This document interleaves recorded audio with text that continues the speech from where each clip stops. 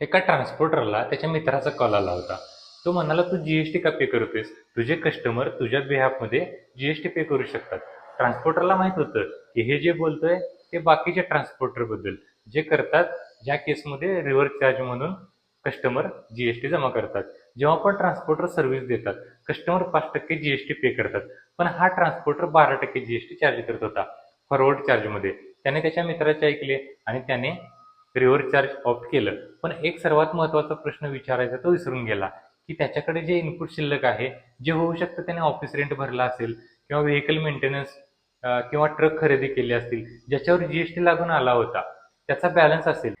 Reverse चार्जेसची आपण service देतो तेव्हा जीएसटीमध्ये एक्झम सप्लाय मानलं जातं आणि एक्झम सप्लायची खास गोष्ट आहे, जे पण तुम्ही परचेस केला असाल त्यावरती जीएसटी लागलेला असेल तर त्यावरचं इनपुट तुम्ही घेऊ शकत नाही, क्लेम करू शकत नाही. आणि जर क्लेम केला असेल तर रिव्हर्स करणं गरजेचं आहे. जर या ट्रान्सपोर्टरने जो पण इनपुट बॅलन्स आहे तो रिव्हर्स नाही केला तर रूल 42 आणि 43 प्रमाणे टॅक्स सोबत इंटरेस्ट आणि पेनल्टी पण द्यावी लागेल. तुम्ही अशी चूक करू नका.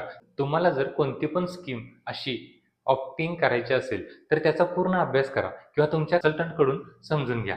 धन्यवाद.